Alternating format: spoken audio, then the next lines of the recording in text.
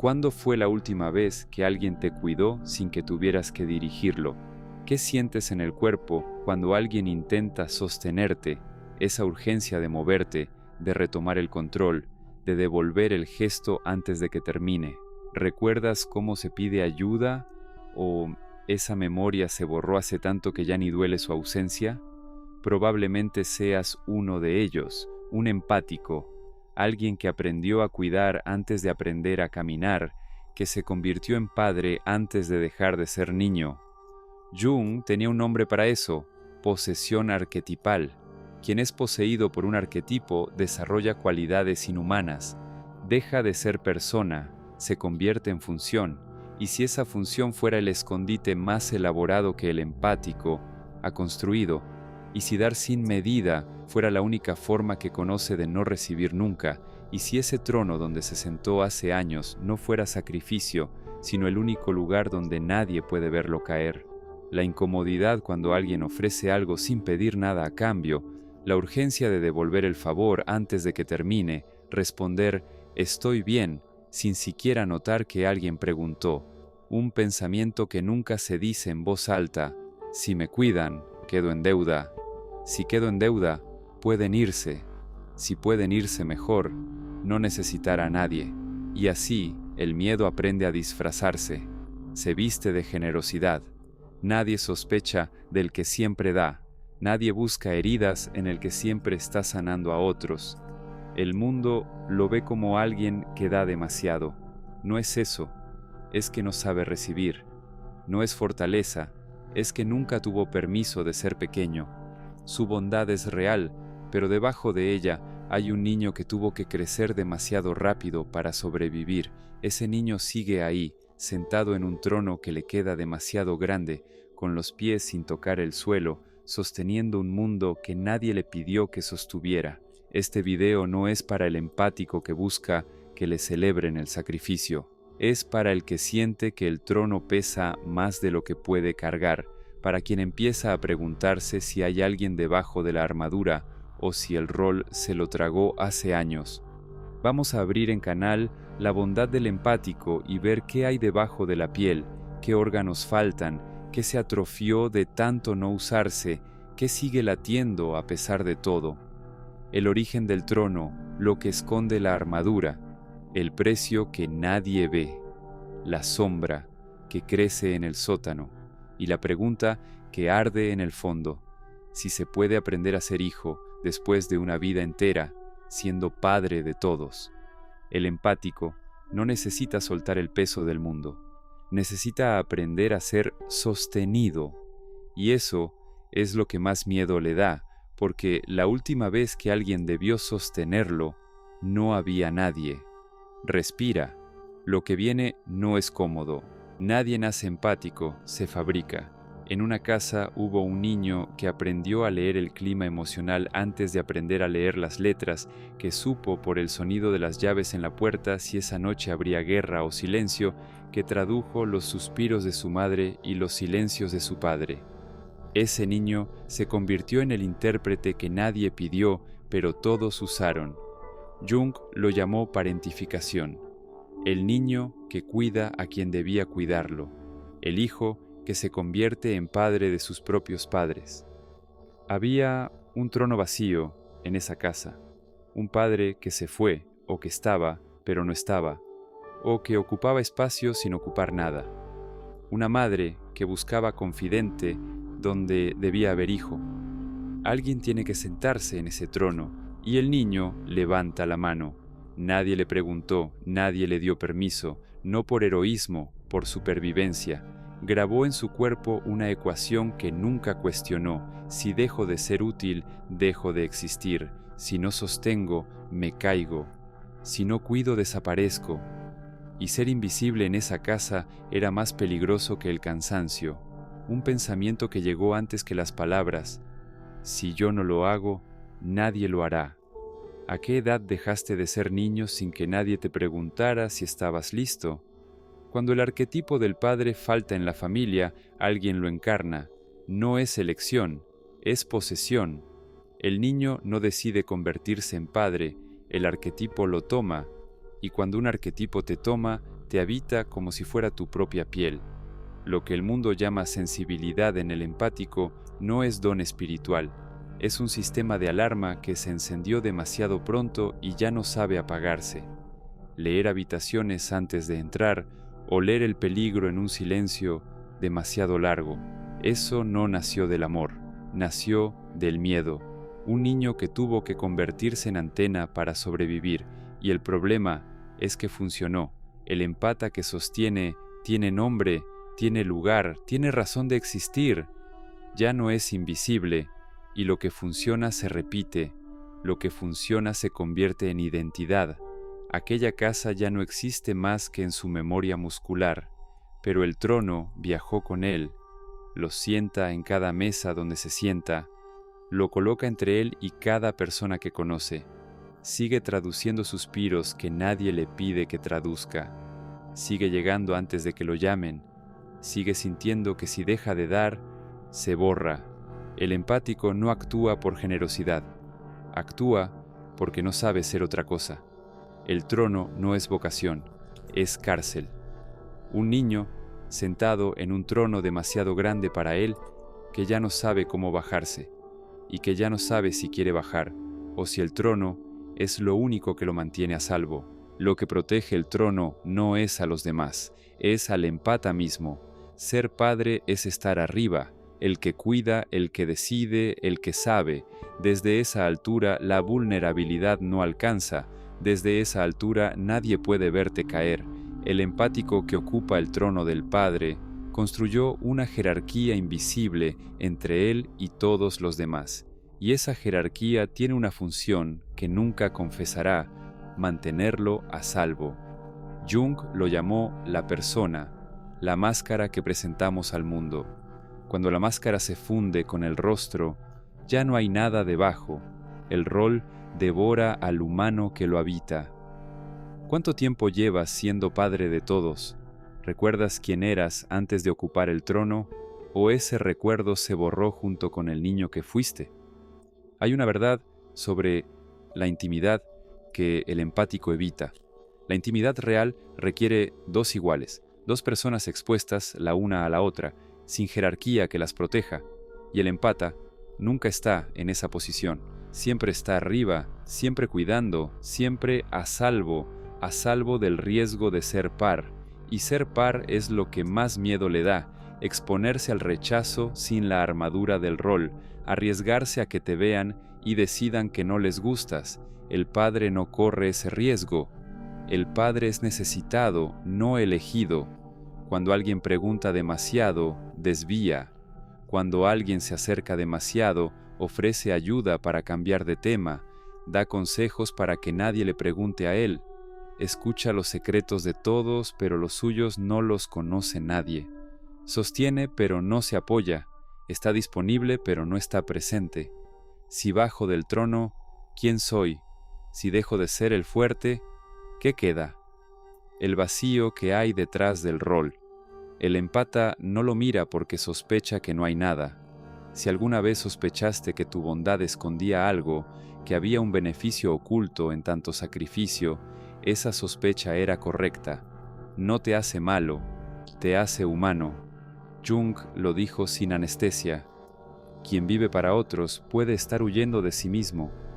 El empata descubrió algo que funciona. Si das primero, nadie te pide que recibas. Si cuidas, nadie intenta cuidarte.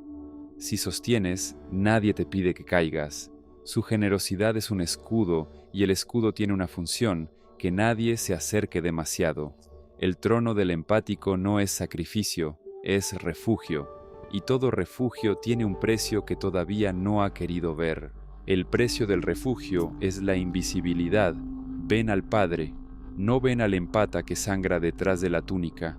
Ser necesitado no es ser amado, que te busquen no es que te elijan. Cada vez que alguien lo llama pidiendo ayuda, su corazón lo traduce como amor.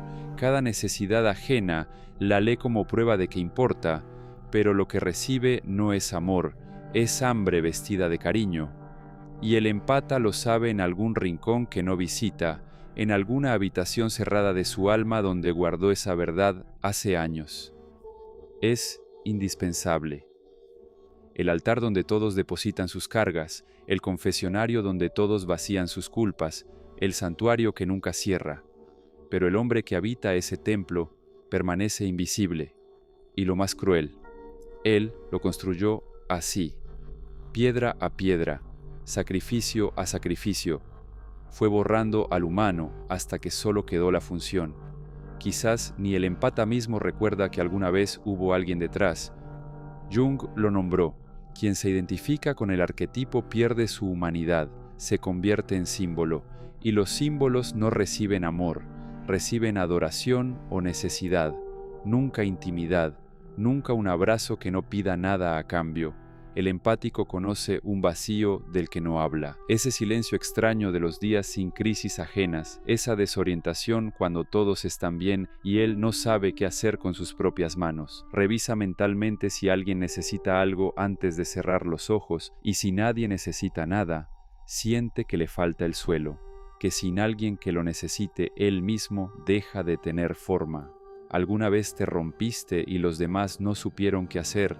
¿Los viste mirarte con los ojos de quien ha perdido algo que necesitaba, no con los ojos de quien teme perderte a ti? No sabían qué hacer con el empata de rodillas, nunca habían conocido al humano que lloraba detrás del altar.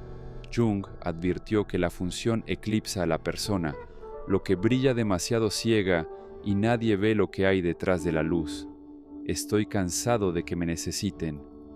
Un pensamiento que arde como brasa olvidada en el pecho, y detrás de ese cansancio, una pregunta: ¿me querrían si dejara de ser útil?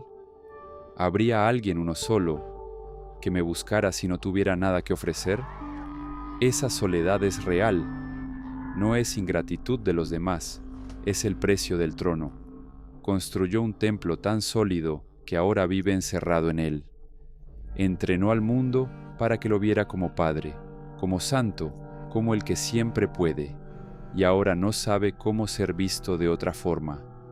Y esa incertidumbre es la cadena que lo ata al altar. El empata rodeado de fieles que lo necesitan, y ninguno que lo conozca, y algo que crece en silencio cada vez que sonríe mientras por dentro arde. Hay algo que el empático no quiere ver, algo que respira en el sótano mientras él reparte luz arriba. Jung lo llamó la sombra. Todo lo que enterramos vivo sigue respirando bajo tierra, y la sombra del que siempre salva está hecha de lo que jamás se permitiría ser. Resentimiento, desprecio, una voz que susurra lo que el empata jamás diría. Estoy harto de cargar con gente que no hace nada por sí misma. Esa voz existe, negarla no la hace desaparecer, la hace crecer. Cada vez que sostiene a alguien, algo en él se confirma superior. Su ayuda es también el escenario donde su ego se arrodilla ante sí mismo y a eso le llama servicio. ¿Alguna vez sentiste desprecio por alguien que ayudaste? ¿Pensaste, mientras sostenías a otro, que tú jamás caerías tan bajo, que tú jamás necesitarías de esa forma? Ese pensamiento arde. El empata lo entierra antes de que alguien lo vea, antes de que él mismo lo vea. Jung advirtió: lo que no hacemos consciente nos gobierna desde la oscuridad y lo llamamos destino. La sombra no desaparece por ignorarla, se fortalece. El empático que niega su resentimiento lo expresa sin reconocerlo, el suspiro antes de contestar el teléfono, la ayuda que llega envuelta en reproche invisible, el favor que deja una deuda flotando en el aire sin que nadie la nombre. Hay una crueldad sutil en el dar del que no ha bajado a su propio sótano. El otro siente que debe, aunque nadie haya dicho una palabra, siente el peso del sacrificio aunque el empata sonría, y el empático no entiende por qué sus relaciones se pudren desde dentro. Si supieran lo que realmente pienso de ellos. Después, la culpa. Después, más bondad para compensar. La sombra no se resuelve con más luz, se resuelve bajando a mirarla. Jung lo dijo sin anestesia. Quien mira afuera, sueña. Quien mira adentro, despierta. El empata ha pasado la vida mirando afuera. Las heridas de otros son más fáciles de ver que las propias, pero la sombra no espera, crece cada vez que la ignora, y un día algo se agrieta. Lo que sostenía todo estaba podrido desde hace años. El empático que no integra su sombra se convierte en lo que más teme. Da y controla, ayuda y humilla, ama y exige sin abrir la boca. Todo lo que negó empieza a filtrarse por las grietas. No es maldad, es lo que pasa cuando entierras viva una parte de ti y esperas que no respire. La pregunta es si el empata está dispuesto a bajar al sótano con una vela en la mano. Lo que no mira, lo actúa, y lo que actúa sin conciencia destruye lo que más ama. El camino no es soltar el trono, es aprender a sentarse en el suelo.